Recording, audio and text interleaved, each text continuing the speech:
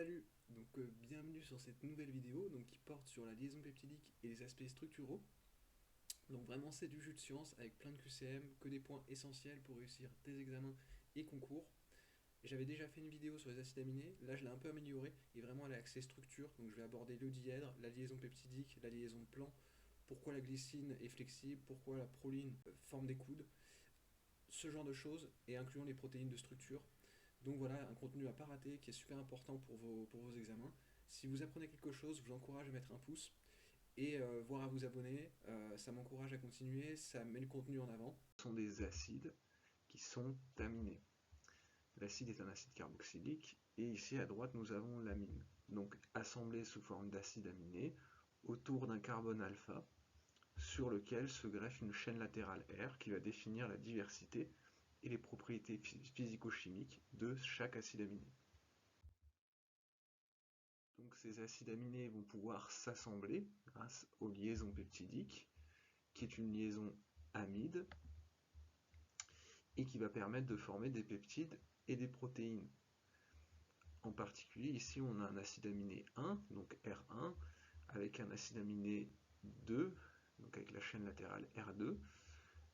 On va avoir un azote d'un acide aminé qui va attaquer sur le carbonyle de l'autre acide aminé, et ce qui va éliminer donc un OH ici, donc qui va être remplacé par l'azote, et le H qui va être éliminé, donc on va perdre une molécule d'eau. Donc c'est une condensation ou une déshydratation qui va permettre de former donc ce dipeptide. Ce dipeptide qui aura une extrémité C-terminale.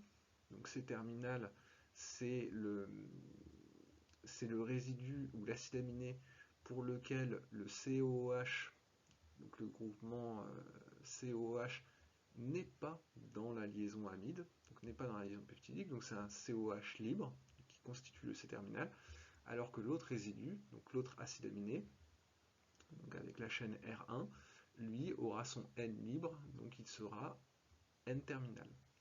Et au milieu, donc on a la liaison amide, et de vice versa, on peut défaire cette liaison par ajout d'eau, donc par hydrolyse ou hydratation.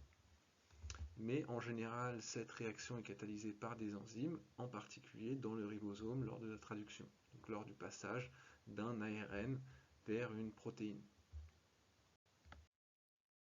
Donc maintenant, on va voir comment la structure des liaisons peptidiques affecte l'ensemble des peptides et protéines.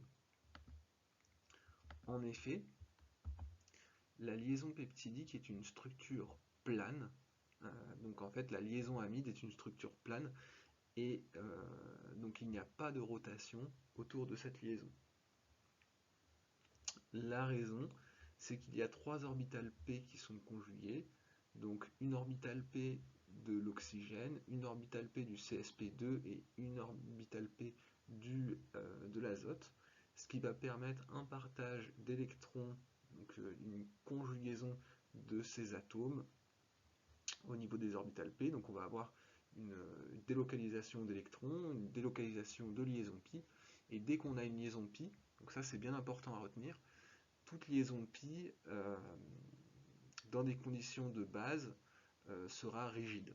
Donc on n'a pas de rotation autour d'une liaison pi, sauf si on chauffe très fort. Mais en conditions normales, donc on ne va pas avoir de rotation. Donc ça sera vraiment un plan.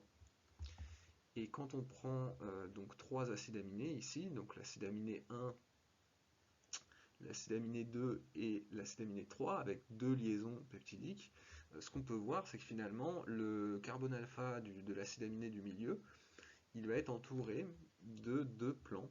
Donc en fait on pourra dire que c'est une structure dièdre dont deux angles vont pouvoir être déduits.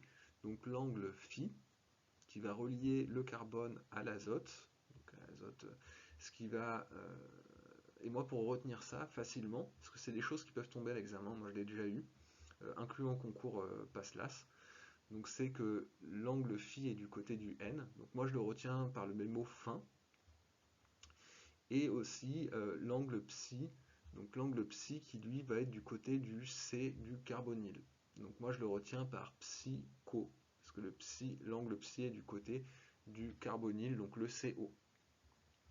Cela nous explique aussi en partie pourquoi la proline, par exemple, avec son cycle intramoléculaire, va entraîner un coude. Donc on va vraiment avoir une flexion de ces plans qui vont entraîner un coude, donc avec la proline. Et inversement, pour la glycine, elle aura un H, donc deux groupes qui sont peu encombrants, ce qui veut dire que la glycine sera très flexible et va permettre vraiment de contribuer à des structures intéressantes, comme par exemple aux hélices alpha, vu qu'elle sera flexible, on pourra la retrouver dans les tours. Donc maintenant, pourquoi vous avoir parlé autant du rôle structural de la liaison peptidique? Finalement, j'en ai beaucoup parlé parce que, donc, comme je l'ai dit, elle est plane, donc ce qui va donner un rôle structural. Et ça, c'est quelque chose de très important, en particulier au niveau des protéines. Généralement, c'est vraiment une propriété qui va démarquer les protéines. C'est ce rôle structural des protéines, donc pour les organismes vivants.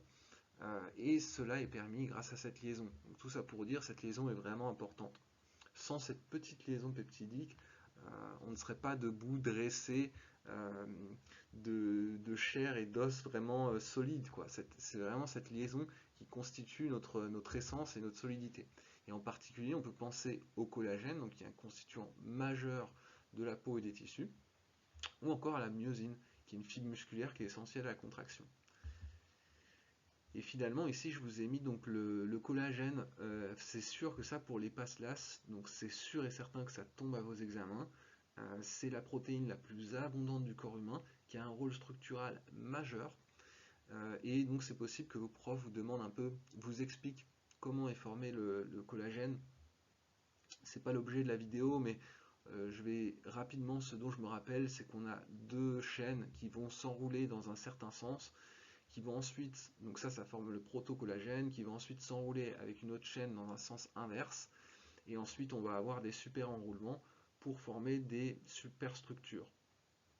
Donc là je vous ai donné quelques aperçus, mais je vous encourage à bien revoir le cours de vos profs là-dessus, parce que c'est sûr que vous allez avoir des questions sur le collagène à vos examens. Merci d'avoir suivi cette vidéo jusqu'au bout. J'espère que ça t'a intéressé. Je t'encourage à mettre un pouce bleu et à t'abonner si ce n'est pas déjà fait. Ça m'encourage à continuer et aussi à m'améliorer. Donc vraiment, je suis dans une perspective d'amélioration. Je vais sortir plein de vidéos cet été, j'espère, pour la réussite des concours. Voilà, donc abonne-toi et salut!